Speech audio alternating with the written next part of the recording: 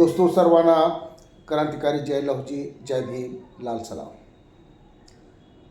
आज मी आपले एका अशा विषयाकडे या ठिकाणी लक्ष वेधणार आहे.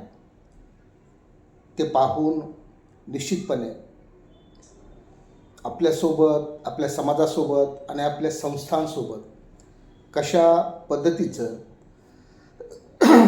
जातीयवादी मानसिकतेतून या ठिकाणी धोरणं राबत आहेत, कशा पद्धतीनं भेदभाव केला जात आहे, याचं मूर्तिवंत उदाहरण मी तुमच्यासमोर या ठिकाणी ठेवत आहे.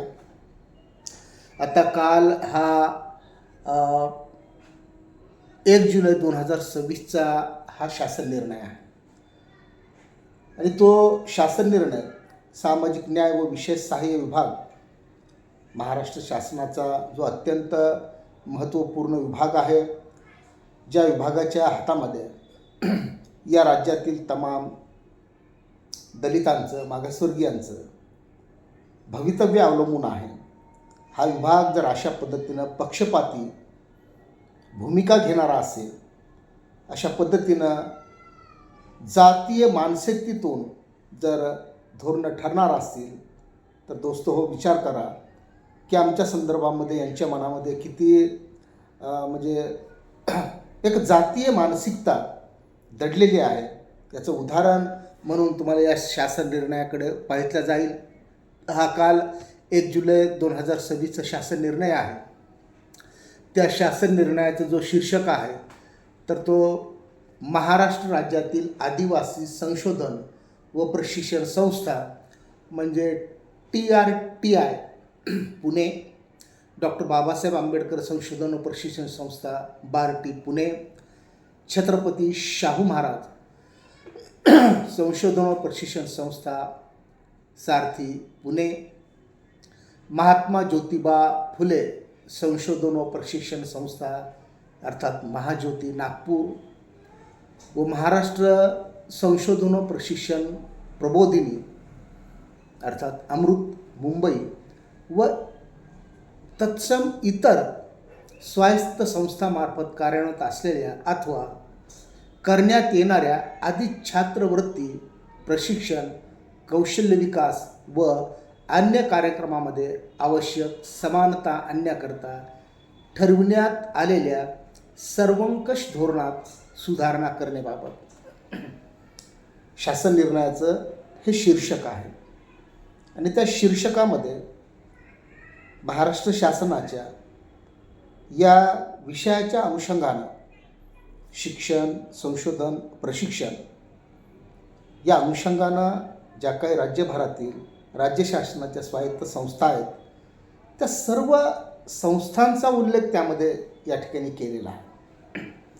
फक्त एकच संस्था टाळलेली आहे, ज्या संस्थेचं नाव आहे अण्णाभाऊ साठे संशोधन व प्रशिक्षण संस्था अर्थात RT मुंबई.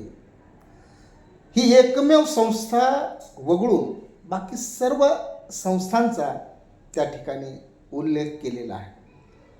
आणि म्हणून आम्हाला हा प्रश्न पडतो की आता हा जो काही 1 जुलै 2026चा जो शासन निर्णय आहे, तो RTला लागू असणार आहे की नाही, अशी शंका आम्हाला निर्माण होत आहे. की सर्व संस्था तुम्हाला म्हणजे TRTI लिहावं वाटतं, तुम्हाला बार्टी लिहावं वाटतं, तुम्हाला सारथी लिहावं वाटतं, तुम्हाला महाज्योती लिहावं वाटतं, तुम्हाला अमृत लिहावं वाटतं, म्हणजे सर्व संस्थांची नावं उल्लेख केला जातो, परंतु केवळ अण्णाभाऊंच्या नावानं असणाऱ्या ह्या संस्थेचा उल्लेख या शासन निर्णयामध्ये टाळला जातो.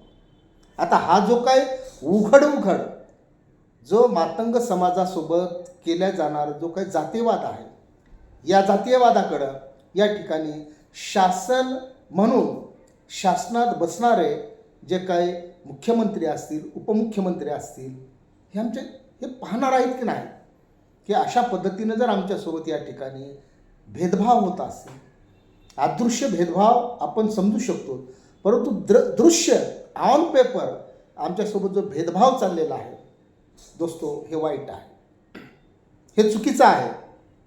म्हणजे राजकारभार प्रशासन चालवण्यासाठी तुम्ही ज्या चेअरवर बसलेला आहात, ती चेअर कुणावरही पक्षपात करण्याची तुम्हाला मुभा देत नाही. तुम्ही त्या चेअरवर शासनाचे एक सेवक म्हणून त्या ठिकाणी बसलेला आहात आणि म्हणून तुमच्या डोक्यामध्ये, तुमच्या ओठामध्ये आणि तुमच्या पोटामध्ये कदापि जात येता कामा नये. आपण खेड्यापाड्यातील आमच्या अडाणी बांधवांची भूमिका आम्ही समजू शकतो आम्ही, की कदाचित त्याचं अज्ञान असेल, त्याची समज कमी असेल आणि म्हणून तो एखाद्या जातीच्या अनुषंगानं काही टीकात्मक बोलत असेल, द्वेष करत असेल, मत्सर करत असेल, भेदभाव करत असेल, त्याला त्याचं अज्ञान कारणीभूत आहे असं म्हणून आपण त्याकडे दुर्लक्ष करणार आहोत. परंतु हा जो उघड आरटीच्या संदर्भामध्ये जो काही सामाजिक न्याय विभागाकडून जो चाललेला भेदभाव आहे, हा भेदभाव अत्यंत गंभीर आहे दोस्तो.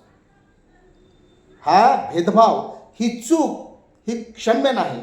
आणि म्हणून महाराष्ट्राचे मुख्यमंत्री असतील, महाराष्ट्राचे उपमुख्यमंत्री नामदार एकनाथजी शिंदेसाहेब असतील, महाराष्ट्राच्या उपमुख्यमंत्री नामदार सुनेत्रा पवार ताई असतील, किंवा महाराष्ट्राचे मुख्यमंत्री सन्माननीय नामदार देवेंद्र फडणवीस साहेब असतील, आम्ही आपल्याकडं याची अत्यंत गंभीरपणे नोंद करत आहोत. आम्ही प्रचंड नाराज आहोत. आमच्या मनामध्ये प्रचंड चीड निर्माण झालेली आहे की अशा पद्धतीचा सामाजिक न्याय विभागाकडून आमच्यावर जो भेदभाव केला जातो, आमच्याबद्दल सूड भावनेने या ठिकाणी वागणूक केल्या जाते, त्याकडे आपण कुठपर्यंत डोळेझाक करणार आहात, कुठपर्यंत आम्हाला वाऱ्यावर सोडणार आहात. आणि जो विभाग आमच्या भवितव्याशी निगडीत आहे, त्या विभागामार्फत जे का अशा पद्धतीनं एका समाजाला टार्गेट करण्याचा जो काही प्रयत्न वरिष्ठ पातळीवर बसलेल्या अधिकाऱ्यांकडून होत असेल, तर विचार करा की या समाजाच्या अनुषंगानं तुमच्या मनामध्ये किती विष भरलेलं आहे. त्याचा नमुना म्हणून हा कालचा 1 जुलैचा शासन निर्णय दोस्तो, संपूर्ण महाराष्ट्रातून या शासन निर्णयाचा आपण धिक्कार करूयात. संपूर्ण महाराष्ट्रातून प्रत्येक संघटनाची निवेदनं महाराष्ट्राचे मुख्यमंत्री, उपमुख्यमंत्री आणि सर्व मंत्री असतील, सर्व आमदार असतील, त्या सगळ्यांकडे हा विषय जाऊ द्या की कशा पद्धतीनं आम्हाला टार्गेट करून आम्हाला या ठिकाणी आमच्यावर सूड उगवण्यात येत आहे, हे शासनाच्या लक्षात आणून द्या. आणि केवळ सोशल मीडियावरून चर्चा करून नव्हे, तर ऑन पेपर याची तक्रार आपण त्या ठिकाणी आपणास ज्या ठिकाणी योग्य वाटेल त्या ठिकाणी आपण तक्रार आपली नोंदवावी. आणि प्रत्येक शासन निर्णयामध्ये या ठिकाणी आरटीचा उल्लेख करावाच लागेल, आरटीचा उल्लेख असलाच पाहिजे. अशा पद्धतीची आपण शासनाकडं अत्यंत गंभीरपणे या ठिकाणी आपण मागणी करूयात. मी पुन्हा एकदा आपल्या सर्वांना विनंती करतो की अण्णाभाऊ साठे संशोधन व प्रशिक्षण संस्थेला टाळून डावलून हा जो काही जातीयवादी मानसिकतेतून हा शासन निर्णय काढलेला आहे तो रद्द करावा. आणि त्या शासन निर्णयामध्ये अण्णाभाऊ साठे संशोधन व प्रशिक्षण संस्था कंसात RT मुंबई असा सन्मानानं उल्लेख करून हा शासन निर्णय नव्यानं प्रकाशित करावा. अशा पद्धतीची मागणी महाराष्ट्रभरातून या ठिकाणी राज्यकर्त्याकडे आपण करूयात. आणि या शासन निर्णय काढणाऱ्या सर्व जातीयवादी अधिकाऱ्यांचा आपण धिक्कार करूयात, त्यांचा निषेध करूयात. आणि शासनाकडं या निर्णयाच्या अनुषंगानं, शासन निर्णयाच्या अनुषंगानं शासनाने गंभीर नोंद घ्यावी अशी मागणी करूयात. दोस्तो हो, हा शासन निर्णय जर कुणाला हवा असेल तर त्यांनी मला व्हॉट्सअपवर हाय टाकावी आणि शासन निर्णय 1 जुलै 2026 असा उल्लेख आपण मला करावा. सर्वांना तो शासन निर्णय या ठिकाणी पाठवण्यात येईल. आपण तो वाचावा, आपण पाहावा आणि ऑन पेपर कशा पद्धतीने आमच्यासोबत या ठिकाणी भेदभाव होत आहे.